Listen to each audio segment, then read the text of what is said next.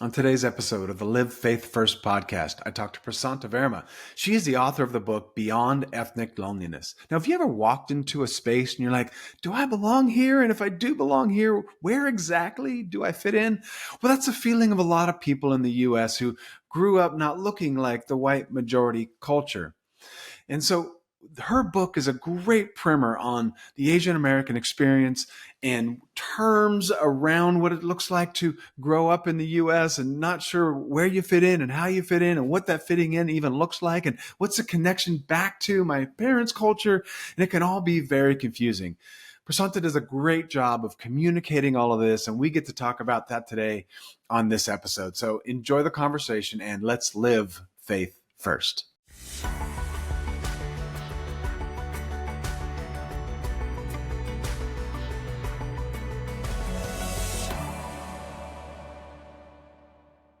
Welcome to the Live Faith First podcast. I'm Elliot Sands, and I'm with Prasanta Verma. She is a writer, editor, speaker, a public health professional, and she's recently had a book published called Beyond Ethnic Loneliness, which I'm really looking forward to discussing today. So, Prasanta, thanks for joining the podcast.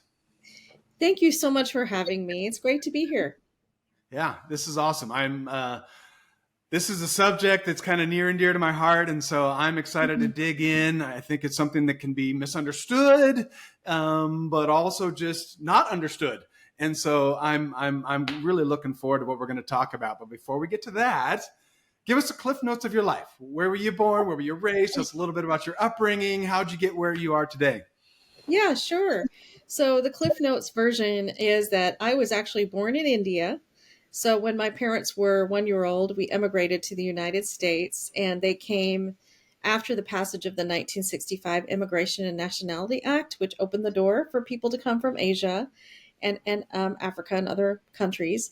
And so we came here, and my parents settled in a few different places. They tried New Jersey, they tried South Dakota, but eventually ended up in South Alabama. So I grew up in the deep South in a small town in Alabama. We were the first Indian immigrant family in our area.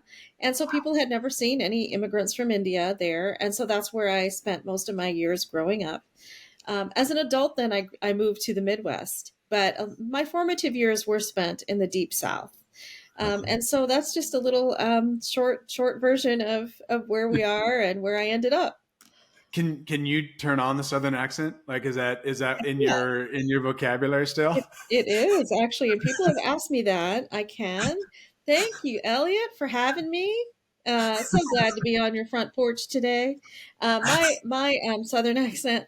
I mean, it was there. It wasn't like super strong, but you could tell that I had a Southern accent. Yeah. And every once in a while, it comes out. There's certain words that it has to come out that way, right? It just it's part of it. That's great. That is great.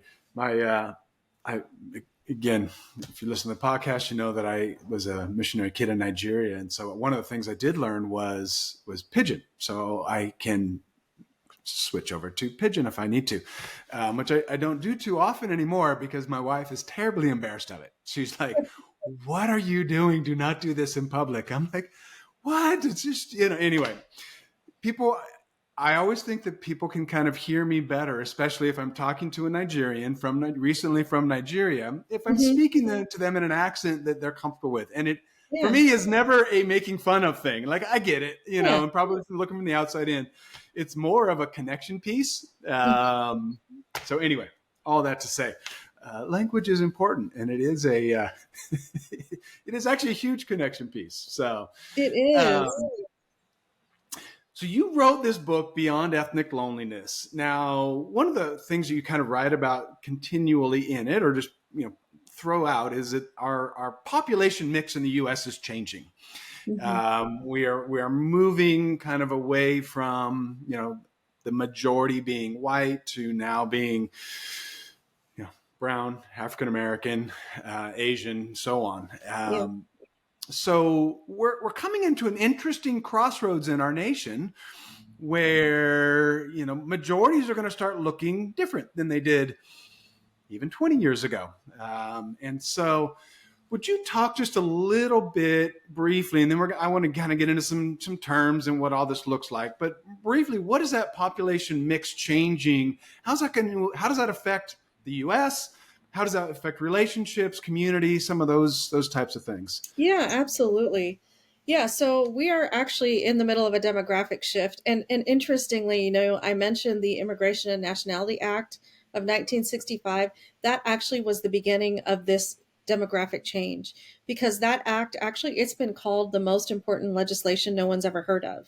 But that opened the door to immigration, and that is actually what is changing the demographics of the United States. It isn't births, it isn't deaths, it's actually immigration that's changing our population. And so what's happening is by the year 2045, in the United States, we're going to have a non-white majority population. And that means all races combined together is that non-white majority. But that doesn't mean, so we're going to tip over 50% towards a non-white majority. But that doesn't necessarily mean that everything around us is automatically going to change. Yes, I think you'll start to see some differences. You'll start to see the changes. But there are still other things happening in our society. For example, we still have cities that are segregated. We still have neighborhoods that are segregated. We aren't going to see, for example, 50% non-white CEOs all of a sudden, or 50% members of Congress who are non-whites, right? So it's not going to be like that stark that all of a sudden by that year, all of a sudden we're going to see this change. So, but we are moving in that direction. And so our communities, our institutions, they're all going to be having to respond to these changes that are happening in our society. Because I think it's important too. Like, I think the definition of power, I give the definition of power. What does it mean? The power, it doesn't necessarily mean who has the majority. That is not defined by, that is not defining power, right? Power is, who has the power. It is not just necessarily who has the greatest number. Right. So, Right. so that's why we're not going to see like automatic changes. Yeah. Yeah. That's good. Now, I live in California. So San Jose, California. You called out Fremont at least once, so that was cool. That's just up the street from us here. Oh. And so we live in the second most diverse county in the nation, behind whatever county New York, Manhattan is, I believe, is the number one most diverse county in the nation. And so I say that all to say it's fairly natural and normal here to, the grocery store, driving around, wherever you are, that it's just very diverse. That's what you see. That's what you experience. Mm-hmm. I love it because literally 2 blocks from here, I have a taqueria. 1 block down, further down, I have a Thai restaurant, and then, we have a Salvadorian restaurant. So anyway, we kind of got and I've already passed by the pho restaurant to get to the Salvadorian restaurant. Right. So that kind of sits in the milieu of San Jose. Mm-hmm. But to your point, even here in San Jose, there's neighborhoods that are the Vietnamese neighborhoods, or the more the Hispanic neighborhoods. And so even within that, or you called out Fremont. Fremont is very Indian, not completely, but it is a lot. And so all that to say, what we're experiencing here in California, what does that look like moving across the nation? So when you think back to your growing up years, if you go back to the city you grew up in, demographically, does it look much different, or is it still kind of the same as it always was? What is that? What's that spread looking like around the nation at this point? Yeah, for sure. So where I grew up in, it's definitely changed. So when we first moved there, we were the first Indian family, but then some years later, another Indian family moved into our small town. And so there was one other high school student that was from India in my high school. And then other families came into the towns nearby. So there was a definite increase in the diversity of the area and more Indian people coming in. And I'm just focusing on Indian Americans because I was a little more familiar with that population group. So I definitely think that there is a change happening. And we saw it in our small town. I mean, but it still doesn't mean that by 2045, you're going to have like a certain number of students in a particular school or whatever. But for sure, I think we're seeing that happen. We're seeing more of our neighborhoods becoming a little more diverse. We're seeing more diversity when we go to the grocery store. When I moved to Milwaukee, 27 years ago, and I went to the grocery store in my neighborhood, there were all white people. There was no brown person at all. And now that's changed too in 27 years. Now I see more people that look like me around and about in the area. So even a city this size, medium size, has also seen changes. So I do think that we're seeing some shifts happening. Yeah. I let's transition this over to kind of the concept of what you call ethnic loneliness, and what that looks like. And again, if you grown up in a white majority area, some of this you might listen to and you're like, is it real? Is it made up? Is it really, like, aren't kids just being mean to each other, and kids are just mean people, right? Like, so there's other thing. There's that piece to it. But I want to give you a chance. Would you just talk? And I'm going to go through some terms. But what does the term othering mean, and how does that play itself out? Yeah. Sure. So yeah, for sure kids are mean, right? I mean, they're like bullying that happens, right? So what about ethnic loneliness? So ethnic loneliness, the way I define it is that feeling that you do not belong, you're othered or marginalized as a result of your racial or ethnic identity. And so that is the reason for your othering. It's not because of other reasons. There could be other reasons that we are othered, but it's as a result of who we are, things that we cannot change about ourselves, our skin color, and sometimes even our cultural or ethnic identity that we grew up with. For example, like you mentioned, you grew up in Nigeria, and people can't necessarily see that about you, but that is part of who you are, your culture, and so in a sense, you are bicultural. Maybe you feel that sense too.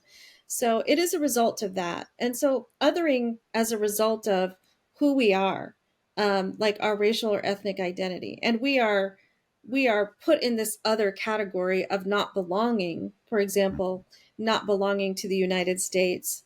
Perhaps we're perceived as foreigners as a result of that. So we experience this sense of not belonging and this isolation as a result of our ethnic and racial identities. Yeah. So is it just feeling uncomfortable in social situations? Is it about the TV shows you're watching or the social media? Like, can you just Mm-hmm. maybe I'll say, when do you experience that the most? Like, is there a place? Is there, or is it just kind of a general? I just don't feel like I'm quite fitting in. Yeah. Yeah, I think it's all of the above. It's all of those things. Like what you mentioned is like, not seeing yourself in a TV show or feeling uncomfortable, but it's much more than that. It is this sense of being treated like you are a foreigner, like you are a perpetual foreigner, like you constantly feel that you do not belong here. And this culture and this country that you live in will say to you sometimes that you don't belong, and sometimes you are treated like you do belong. For example, and I can use Asian Indians as an example, right? So a lot of Asian Indians, now this is a stereotype which we want to fight against, but Asian Indians are often put into the stereotype of being a model minority. In other words, many of them are well educated and they are high on the socioeconomic status, right? But that is not the story of all Asian Indians or South Asians. So actually, Asians in particular are on the lowest socioeconomic level in New York City, and a lot of people don't know that because they think that all Asians are like what an Asian Indian might be. That is actually not true. So there's this sense that we sometimes belong, and we don't know when we're going to belong, and sometimes we don't belong, and we can't control that. It's not up to us. So we are consistently feeling this sense of displacement. Like, do I belong here? What is this liminal space that I'm fitting in? Not really here, not really there. And how do I find a sense of belonging here?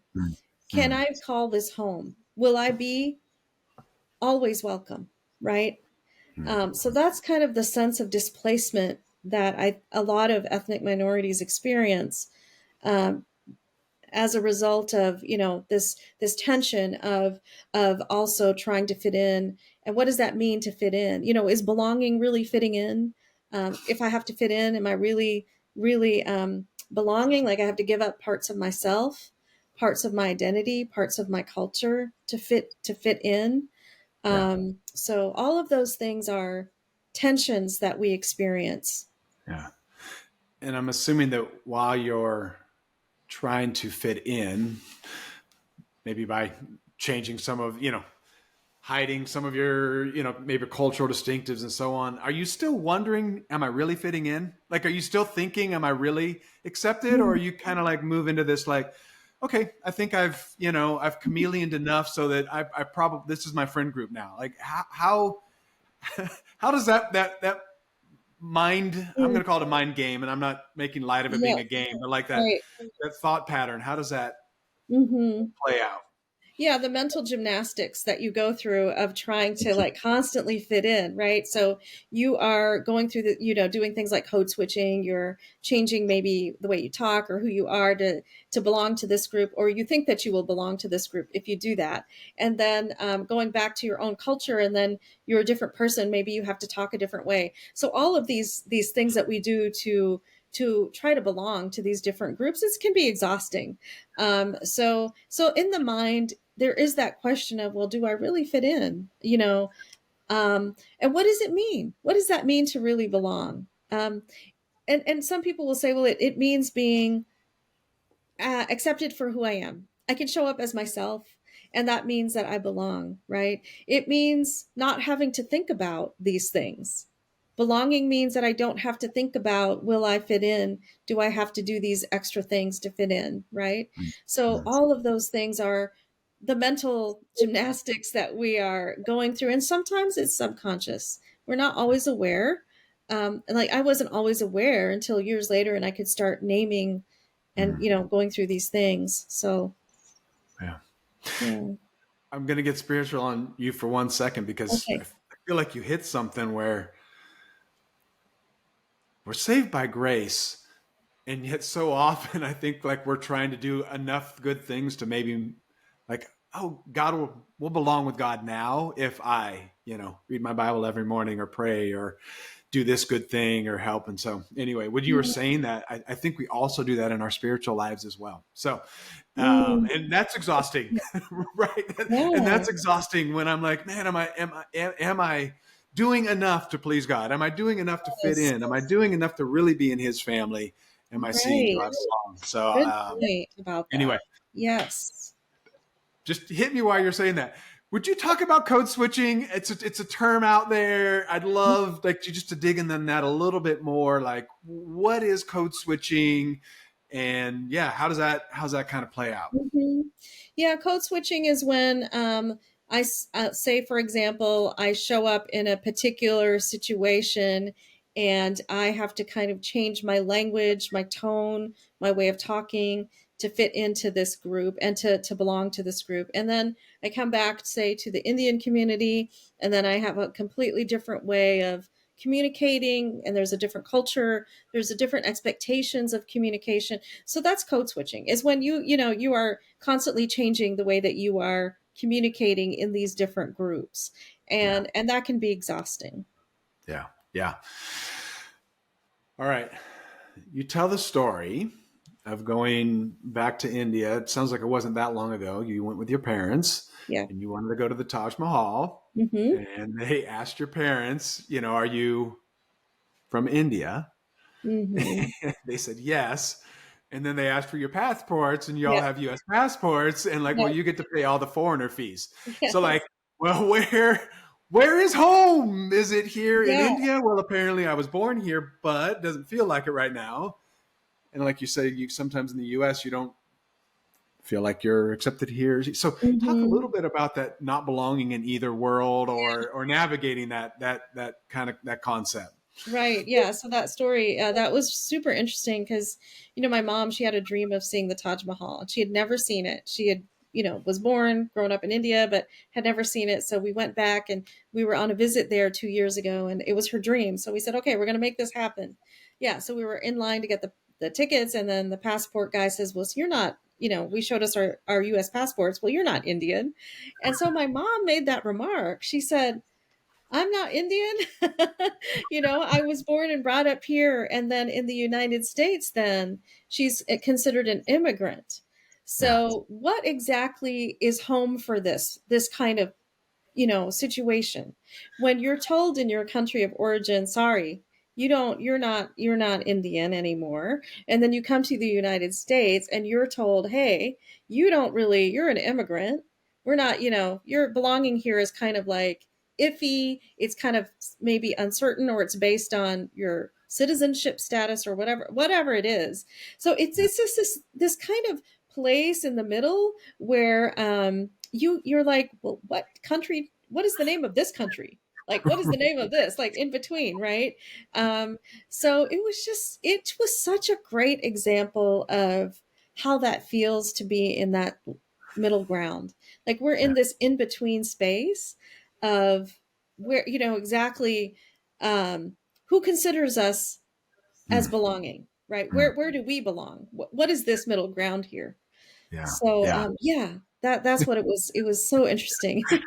Yeah, I was cracking up because you can picture it, right? You can picture Yeah, it, and just like, no, sorry, this isn't your home anymore. Like, yeah. Sorry. this isn't it. Yeah. So I'd like to talk a little bit about this in light of people who are multi-ethnic. So Mhm. my wife's Hispanic, so our daughter Mhm. is half white, half Hispanic. But there's all kinds of examples of that. And so talk about that same concept there around not belonging in either world, maybe not Yes. nations necessarily, but in like, what group do I hang out in? And maybe Yeah. even bring code switching a little into that. Like, what Yeah. does that do inside of our souls when we're kind of living in that space? Mm. Yeah, so the actually the multiracial group is one the most fastest growing groups in the United States. And of course that's different from multi-ethnic. So there's that also, but we are also multi-ethnically growing in the United States with our multiracial growth happening, and then even in families like yours with a bicultural, tricultural families all coming together and sharing cultures. So I am so like touched by how many people have come to me, like what you were talking about, who are saying that this like they may not be able to tell from the outside, but yet they are bicultural. And so that is another aspect that's happening in the United States is when we have these multiple cultures coming together, we have differing values and differing things that we bring into that whole structure, into our whole interactions, into our environment. And they're coming in conflict with each other, and they're rubbing against each other. And so we're having to choose, okay, these multiple identities. What do I choose on this census form? You know, um, Now you can pick you can pick multiple races, but before you couldn't. You had to pick, and you're staring at the form and you're thinking, which one do I pick? But we're also wrestling with our multiple cultural identities that we bring with us. And so we are in such a unique time, I think, in this country, with all of that coming together, Yeah. coming to a head, and wrestling with these issues. So we're going to be having more and more tension, I think, as it's going to be showing up in our policies. It's just showing up in our communities, the places that we are hanging out together. Um, we're going to have to answer these questions Yeah. and have more conversations and talk about it, because it's not going away. Yeah. Right. Right. And I will get to the second part of your book, which is more Yeah. about how do we go. So, but bear with me just a second longer on a few of these things. But um, yeah, and it's interesting because for our daughter, and here's another term for you, white passing, which just Yep. means, Right. if you look at her, you would go, oh, she could be white.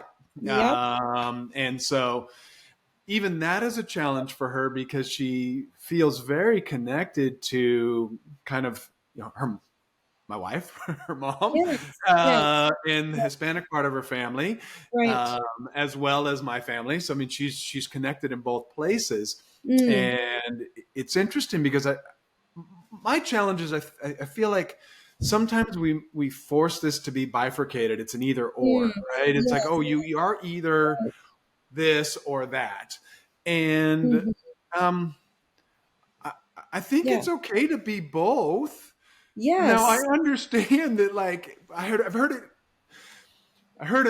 another biracial author say it's like I had a hall pass into both clubs, but I Mm. didn't belong in both clubs. Like I could get in, and in his case, it was African American and Hispanic. Like I could get into the African American club, and I Mm. could get into the Hispanic club, but Mhm. I didn't belong in either places, even Yeah. though I had a hall pass to hang out with everybody there. Mm. And I think that's challenging because as humans, we want to be whole, right? We want to be, Mhm. there's a congruency that brings a mental health, emotional health, spiritual health, physical health, all of those things. And when we're feeling pulled away by Mhm. having to choose, I think it's one of the things that does start to lend itself to some of the mental health issues we're challenged with, because Yes. it's like we're forcing people to choose, and I don't I don't think you can choose. You Yeah. are like that's Yeah. just that's just Yes, it's who what you you are now. are. Yeah, I want to say, like, we talked about in betweenness here, in just like that in betweenness, like, and what I would say, like, as encouragement for your daughter, this in between place. I'm going to mention a book that I actually reference in my book. It's called Abuelita Faith by Kat Armas, and she's a Hispanic writer and theologian. And so I actually quote her in a couple of places. So that in between place, and this is so powerful, and I love what she says, that is a place of our superpower. Like that in between place can be a place of belonging for us, and that we should not have to be able to choose between one or the other, but that is a place of we can find hope, and a place that we can actually grow from. And it is a place that we can see such unique things from being in this in-between place that Right. we can share with other people. So I would like encourage that book. Like that would be powerful um reading for Yeah. your daughter. That excellent book Yeah. about living in that in-between place. Yeah. That's good. That's good. Yeah. Little we're picking her up from college on Friday. So little Oh, summer awesome. reading for her. Yeah, So absolutely. I It's love it. such I a good love book. it. Yes. Um, I was actually talking to my daughter about this last night or yesterday afternoon. Um, you reference coming home from India as I think it was a middle schooler. Could be wrong. Could be elementary school. But anyway, somewhere in still in school age. And you just want to tell your story of all the cool things you saw in India and some of the things you didn't, like the squatty potty. But uh, which Right. first time I sat over one of those, I was a child, like, oh my goodness, okay, like we'll make this work. This is craziness. So anyway, um, and yet when you come home, and this is something I've experienced, one of the things we've done with our daughter is we've taken her on a lot of mission trips. So she's been all over the place. Yeah. People don't want to hear your story about the food you ate, the things you saw, like, or at least their face go blank. Like there's nothing they can do to connect it. And so for me, what I did, and I think what my daughter's done, is she just doesn't tell anybody. Like Yeah. she's seen and experienced all this cool stuff, Mhm. but you Right. realize that like people don't care. Like they're caught up in all of this. Can Yeah. you talk a little bit about that tension of, I know there's another world out there Right. that I've seen and I've experienced, but Mhm. I guess I keep it in because y'all don't seem to be too intrigued by it like it's impacted me. Yeah. That I was actually a kid. I was in elementary school when that I took that trip and I shared that story. So I came back and I was a young kid. And I was living in this community where nobody else was, had traveled to India, and it was this brand new experience. And I came back and I thought, oh my goodness, I just went through this amazing experience to this different country on the other side of the world, and everything was so different. and there was like nobody to talk to. Like I couldn't, there was no one to share and who could understand and it was a lonely place to be. It was like, oh my goodness, there was nobody to talk to. So I will say that as I've gotten older, I have met, as adults, as an adult, other people who have traveled and they're interested and such. But when I was younger, it was very different. And still today, I mean, there are people who don't want to know, who don't care. And I mean, I Right. even had someone tell me in high school, I don't want to hear about that. Don't talk about that. Like I wanted to tell them, like, look, I mean, there were people like living in slums and like, the poverty. I don't want to hear about it. Don't tell me. It was like, well, this is what's happening in our world. Like Right. I couldn't not see it. I was there. I couldn't Right. not face it. So, Right. and you come back with all of that in you, and there's no one to talk to, and it is Yeah. lonely. That's Yeah. lonely. It is. Yeah. It is a really interesting place. My rule was always the second question rule. Somebody would say, "Oh, hey, you traveled too." "Oh yeah, I Hmm. went there." Blah blah blah. Yeah. And then if they just went on and started talking about, hey, whatever we're working on, then that's great. Yeah. And I wouldn't go into it any further. That was my rule. Like, but if you Yeah. asked a second question, you're Yeah. in. Like you You're shouldn't have followed up. yeah. You're going to hear Right. more until I see you gloss over a little bit. But that Yes. took a long time, and I think that was one of the struggles as a missionary kid, a third culture Mhm. kid coming back to the U.S. in college. Is I've already referenced my Nigerian accent. Well, when I would do that in Nigeria, my bros would laugh. I mean, like we'd just fall out laughing, right? Yeah. You do Yeah. that in a freshman college dorm with 10 guys around, and they're like, "What are you doing? Who are Right. you? That is not funny." Like my Yes. so my, even your sense of humor, where that's Yeah. a way to connect, but Yeah. you don't realize that what is funny to your mom and your dad and maybe that your ethnic community Right. isn't funny to, in this case, the white Southern California boys who are 18 years old. Like that was my Nigerian accent was not funny. And you Yes. find yourself in a lonely place because you're like, Right. now I don't have that to connect around, and I don't even know what my sense of humor is anymore Mm. because this Yeah. is what I've been doing for 3 years. I only was Yeah. a missionary kid 3 years. Those were my last 3 years of high school. So it's those Hmm. formative years, right? So Right. um, anyway, it's an interesting place to find yourself. It Yeah, really is. and I think you mentioned humor and laughter. I mean, I think that's so healing. And it isn't it, when we get together we laugh, but then when you're with people like who don't get some of the stuff, like, there's no one to laugh with. Like who's going to understand what this was like culturally, right? So having those people in your life, I think is crucial. Having those people that can actually understand like those Nigerian jokes, right? And or being with people who get it. That is Yes, so critical. Yeah, I yes, love that. That's yeah. that's so important. My high school friend Thor went to UC Santa Cruz, and I was just down the coast. And yes, I would call him on the regular, like, "Dude, I got to talk to you because you're the only one who knows, man." Yeah, Anyway, so he yeah. was my lifeline for a couple of years of college there. Um, let's talk about invisibility versus, I'm not sure this is a term you use, but I'm hypervisibility. I'm so talk about that. You talk about a class that you took where you learned to do the cutting the trees. I'm sorry, Yeah, I'm blanking yeah, on the name. The bonsai tree. bonsai. Yeah, yeah, Yes, thank you. And kind of how that played out. Would you tell us a little bit about that story and kind of what that experience is yeah. like? So that story, so I share this story. I was in a class.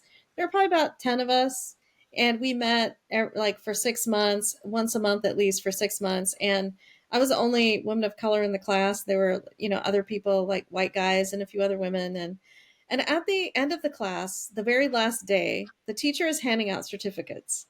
And so he's handing out certificates, and these other men, white men, are in the group, and he'll say their name, like, and they're typical, American sounding Anglo names, like, David or John or whatever. And he'll say their name, and he'll look around, and he's not sure which one of it, are you? And so they're raising their hand, oh, that's me. And then he comes to my certificate. Now, keep in mind, he has never said my name out loud. He has not said my name out loud in the class, but he looks at the certificate and he looks at me and he comes to me and he hands me the certificate. So he knows who I am. He knows my name and he knows who I am. And so when the other students, they see this, they see, oh, the professor knows you. He knows who you were, but he didn't know who we were. One of the guys whispers, teacher's pet. And I was like, what? Teacher's pet? I mean, for goodness sake, we were all in the same class together. There was nothing, like, no reason, absolutely nothing, no reason for me to be a teacher's pet. The only reason he knew my name was because I couldn't hide. I couldn't hide my presence. I couldn't hide the fact I had a foreign name. They were just part of the class. And so that is an example. I share that as an example of that hypervisibility of, there are times when I kind of want to be invisible, when I'd like to hide in a crowd. And, when I was a kid growing up and teacher would do roll call and call out the names and she'd call my name out. And every class, like every year, every new, it was like she'd say my name, wasn't sure how to pronounce it. And I'd have to, raise my hand. You can't hide. Yeah. So there are times when you're hypervisible. But there's hypervisibility also like in other senses where, for example, during COVID-19 pandemic, when Asian Americans were thrust into the spotlight, especially Chinese Americans, who all of a sudden became hypervisible in society. So that is an example of a more of a, kind of a harmful way of, my example that I shared of being in the class was, the consequences were like, it wasn't as severe. I was singled out, but it was not like being singled out because of hate crimes, because of the pandemic, right? So that's Right. an example of hypervisibility. Yeah. But then there's times when we feel invisible, like we're not represented, our voices are not heard in certain spaces. Sometimes, I mean, you're just flat out ignored. So that's another sense where we like tussling between hypervisibility and invisibility, and we don't have control over when that's happening. And so it's like, well, sometimes you're visible and sometimes you're invisible. Yeah. um, Yeah. so that's the tension that we experience too as ethnic minorities. Yeah. Yeah. Are there spaces where you feel like you you fit your, like, this is your space, these are your people, like what are those spaces for you personally, like where do you find that Yeah. kind of that belonging and just comfort in who you are and just get to be yourself? hmm It's been a challenge. So I think one of the challenges for me in particular, because we came before so many immigrants came. We came early on, but then we settled in such a small town. Hmm. So I didn't have the friends that I have, the Indian friends that I have grown up in India, not Hmm. the United States.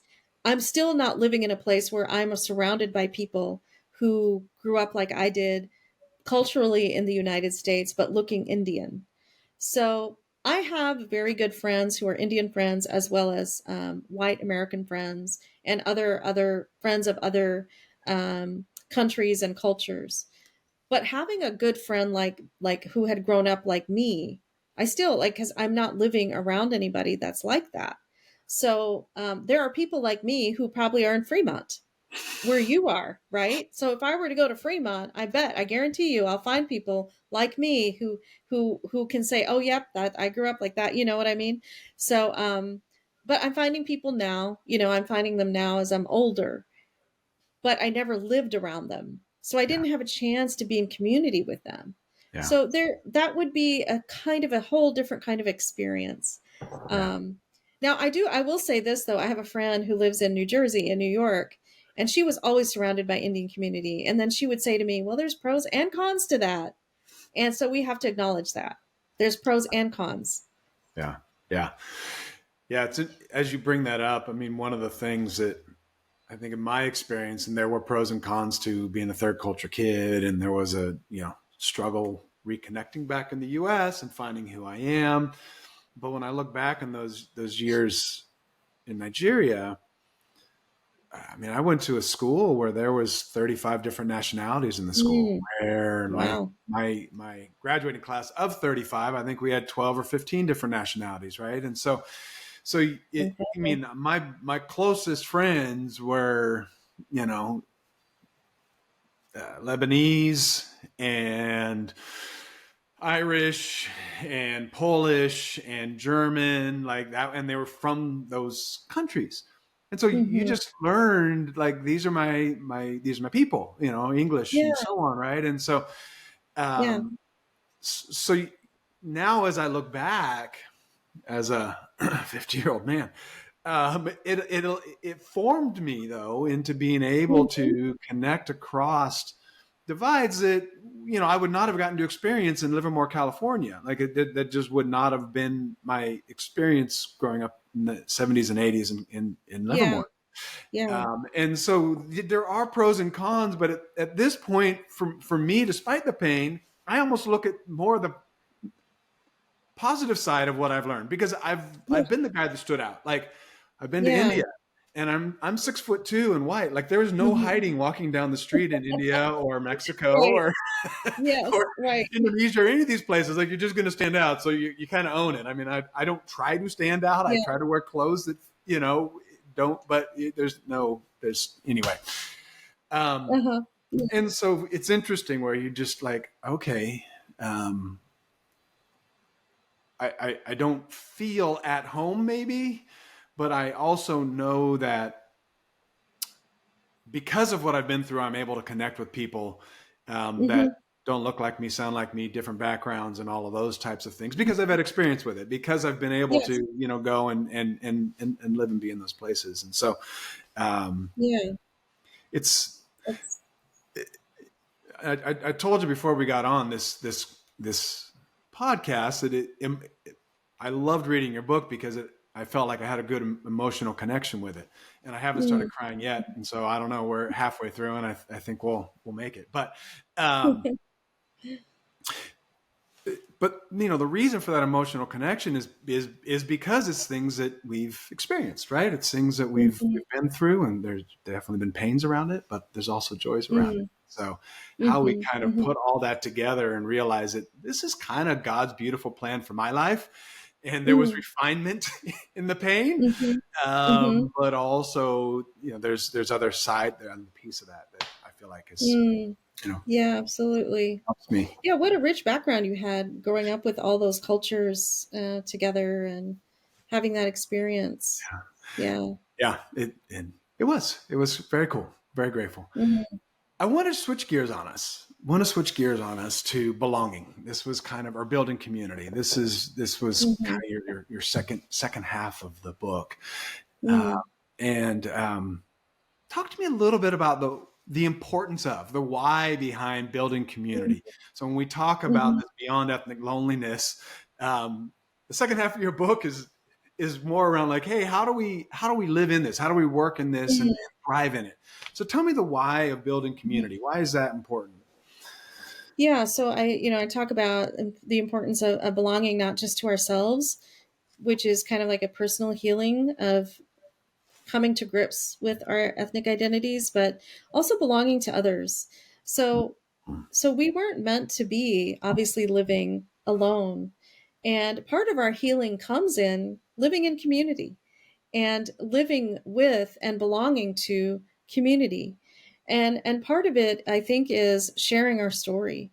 So we through the sharing of our stories and the telling of our stories, I think we learn more about each other. Of course, all of the benefits of sharing stories, we grow in empathy, and we learn about multiple perspectives that are different from our own, and just the power of story, about how it can pierce our hearts and reach us like nothing else can.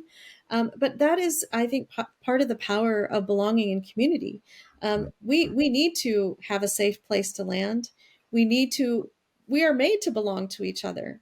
So when we don't have that in our lives, we do feel that something is missing. We need to be known. We need to be seen. We all have that longing to be known, to be seen, to be loved. We're born looking for a face, and so that part of that is that community that gives it back to us. Like we are born looking for that face, and when that face looks back to us, then we feel that sense of belonging, like we belong to someone else, to another community, to a group, or they're it's like built into us and wired into who we are. Yeah. So So you talk essential. about mirroring, brain mirroring, and I want Mm, you to talk about that. yeah, And then I want you to contrast that with what social media does. Like, so talk a little yeah, bit about mirroring, and then like the how social media doesn't do mirroring, essentially. yeah. Yeah. Yeah, thank you for mentioning that. Yeah, so I was reading, as I was reading and researching, I read about mirroring and the mirror neurons. And so what scientists have discovered is that when you look at babies, or even when they've like looked at monkeys, for example, and they examine the brain activity.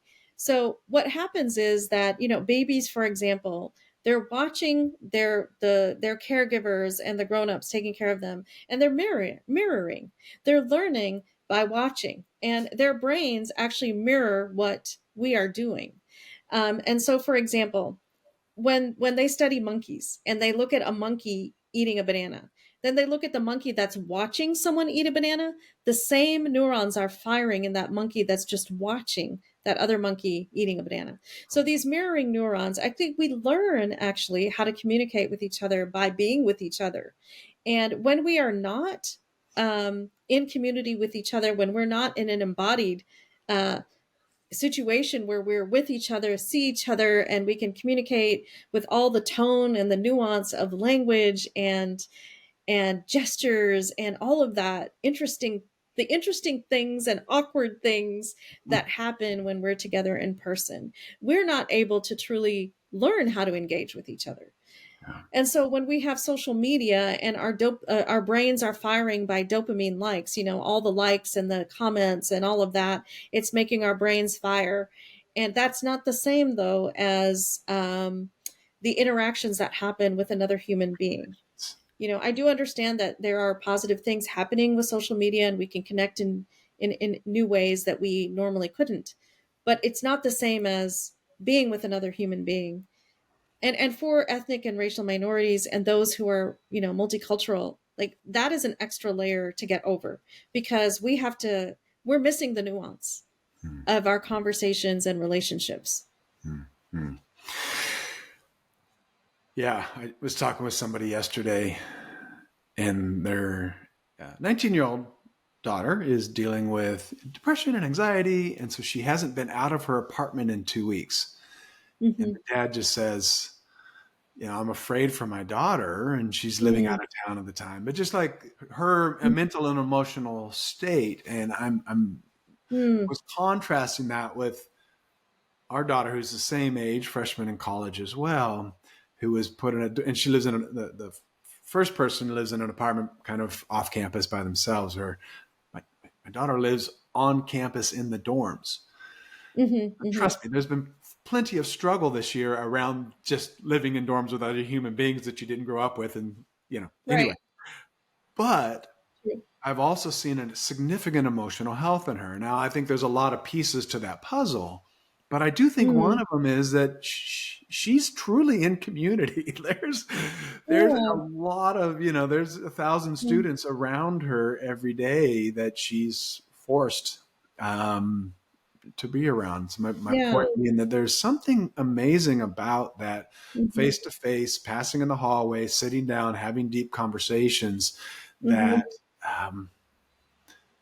that it does change our emotions. It does change our chemistry. That does change how Mm-hmm. we're connecting. And unfortunately, we don't get that via electronic means. Right. Exactly. It can't substitute for that. Yeah. And so much social anxiety now, which Hmm. is concerning for us. It is. It is. And I'm really curious to see how that's going to play out over the next 5, 10, 20, 30 Yeah, years, right? Because me too. there's, Yeah. um, my wife and I joke, if we had emotional issues growing up, at least, especially my wife's dad would be like, you're fine, buck up, like go take a shower, put your Yeah. makeup on, go Right. on your way. You're going to be good. Right. And now it's like everybody needs a counselor. And I love, don't get me wrong, I love therapy and therapists. Yeah. That's great. But Yeah. But it seems like, and I don't have any empirical data behind it, but that there is this significant growth around social anxieties and anxieties, and you know, Mm-hmm. COVID did a number on our students. Like it It was did. such rough Yeah, it really, time really did. for high school, Mm-hmm. all the way back to kindergarten. I was a principal in 2020, school principal. And so Oh, watching kindergartners transition to Zoom school was, I can't imagine. right in first Wow. grade. And so I always said kindergarten is teaching kids how to be human. And then first grade is Mm-hmm. teaching them how to be students. Well, you can't be human unless you're out on the playground. Like, right? Like, Which, with other kids kicking around and doing your stupid stuff, and teachers and yeah, parents coming along. Like, that's right, not how we treat each right. other. Anyway, Mm.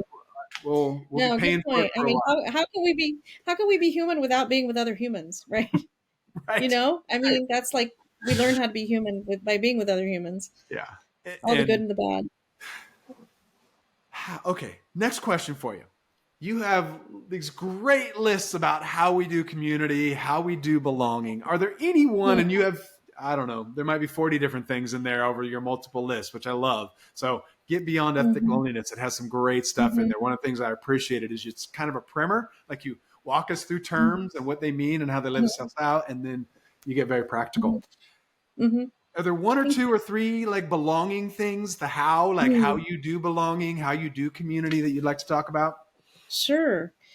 Yeah. Well, I think for one thing, I think when it comes to our ethnic loneliness and our ethnic identity, for me, it was essential, first of all, to obtain healing. Mhm. So healing and naming my ethnic loneliness, recognizing it, becoming aware of it, that was like number one. That was tantamount for me. Because until I did that, I couldn't try to go to find belonging or go further because I had to get to a place where I not only accepted who I was, how I was made, and made in God's image, but not only did I accept it, but I wholeheartedly embraced it and I celebrate it. So it's this thing that I celebrate with joy and acceptance. It's not just, oh, I accept it, but I wholeheartedly believe that it's good. And so I think number one is celebrating. You celebrate who we are, our ethnic identity, and our multicultural, identities, and we name it and we celebrate it. So I think that is super important. I also think finding a safe community and having a safe place to land. People who know us, who see us, and they love us. We all need to have a community like that, and whatever that looks like. So I think that's also very important to finding a sense of belonging, because even if you don't have that outside of this group, you have this group. You Yeah. have a place. You have a place to land. And so I think too, then, I guess the final thing I would say is be curious. Be Hmm. curious about other people, be curious about people in your community. And we're all lifelong learners. We're all just continuing to learning how to be human together. We're all learning how to belong. We're all still, I think, pandemic, we've been talking a little bit about that. I think we all had to learn how to belong all over again because that just did a number on all of us in some way or another. So Mhm. learning how to belong all over again. And that I think means being awkward, going out of our own comfort zones, and just asking about other people and being with other people. So, Yeah. Do yeah. you have any favorite questions? Like when you say be curious, like do you have a favorite, like one I like Yeah. is like for Thanksgiving, especially for somebody who maybe grew up in another country. Like, do you have any other like foods that you bring? Like what's your Thanksgiving meal look like? Is it just turkey and and all that? Or do you Okay, add my Thanksgiving meal. yeah, like so that's mine. So that's one of mine. But like, do you have a favorite Yeah, it's a good question? question. Or if you have something amazing you do for Thanksgiving, I'd love to hear it. But Oh, uh, what do you have good questions that oh, you'd like to ask? good. Oh, that is a really good question. Okay, but here's one question I think is very helpful. And it's a question you can use no matter what they've said. It's tell me more. Can Hmm. you tell me more about that? Just tell me more. Because I think that opens the door to just letting other people share about whatever it is that Yeah. they just talked about, or something like that. But that actually presumes you've already had some kind of conversation. um so I just love that question, though. Tell me more. I want to learn more about that. Can Yeah. you tell me more? Yeah. Tell me about your family or your country, or I just don't, we're questions that are open-ended, Yeah. um that invite conversation. Yeah. Yeah. And I might even add that try not to make an assumption, that tries not to make an assumption. Uh, Yes, absolutely. and Good one. Good. that's a struggle for Yeah. me because like I love asking questions, but I usually like what's starting the question is usually some sort of assumption around any of a number of things, right? And like, Right. can I pull that assumption away and ask a question that would actually Hmm. allow it to go in the direction that it's meant to go versus what I assume that person's going to respond back to me with? Um, Yes. and it's takes time. It's not easy. And I think it's human. I mean, it's a human struggle. I struggle with that too. How can we fight against that? And like, we want to not do that, but yet I think it's, we're human. All right. I I guess I have two more questions for you. Unless this question really answers my last question, then this will be the last one. But I think this is the next to last question. Okay. Okay. You've written this book about beyond ethnic loneliness. You have all this information on demographics, changing demographics. You are a follower of Jesus. All of these pieces, your own experiences. If you had like you said, in a perfect world, 20 years from now or 10 years from now in the United Mm. States, our world would look like. What is that? What vision would you have Mm. for our nation, our world, Mm. if we started getting some more of this stuff right? Like, Mm. what would that look like? What would that dream look like? Ooh, I love that question. Yeah. Well, first of all, I guess I would say that what I would love to see is, part one of this is, I would love to see more conversation about loneliness. I would love to see destigmatization about talking about these things, and more. I want us to see. I want to see a world that is less lonely and more connected. Okay, so that's like the overall, like, big picture idea that I have in my head. I love it. But how practically do I see that? Like, envisioning that. I would envision people, um, with friendships of all kinds of people. Like, I would see people walking down the street with, hanging out with all kinds of different people. I would see neighborhoods that are more integrated. I would see communities and cities that are structurally different. The way that we live our lives, too, is very segregated and isolated from each other. I would love to see the elderly more integrated in society. I like All the groups that are isolated. I would love to see them more integrated into society. And so part of that is the structure of how we built our communities. But part of that also is how we choose to spend our time and who we choose to spend our time with. So that's what I would love to see. That's kind of like a dream in my head. Yeah, I love it. Would love. I love it. That is so good. I I, I will pick out one, even though I think I love everything you've said, but um, just that idea around our elders being isolated. And Mm. I have a friend, Finney. Finney and I talk like 3-4 days a week. Finney is from southern India, um, lives here in San Jose now, and Mm. he's like, I tell you, y'all here, and he doesn't say y'all, Yeah. but like you discard your elders, and there's so much Mm. wisdom in our elders that we're not as Mhm. in the U.S. that we're not taking advantage of.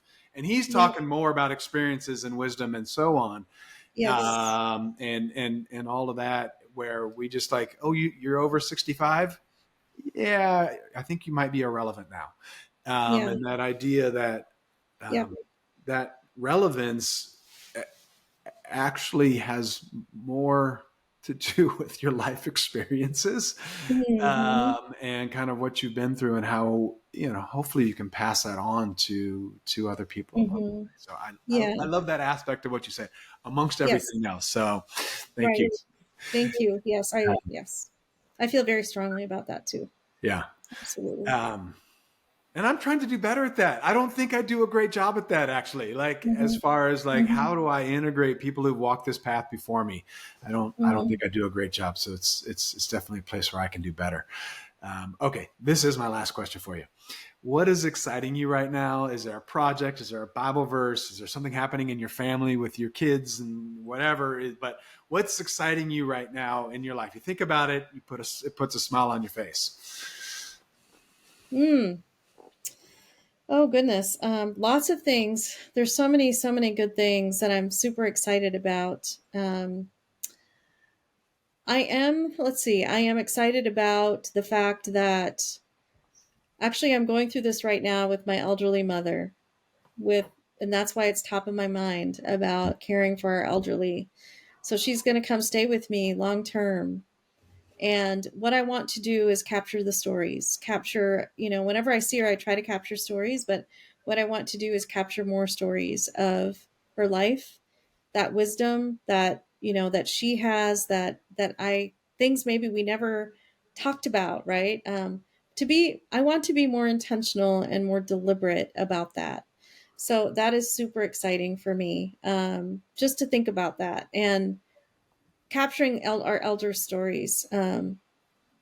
So yeah, I was trying to, like, there's this thing called the 1947 Partition Project, which is they train people like me who it's a completely volunteer.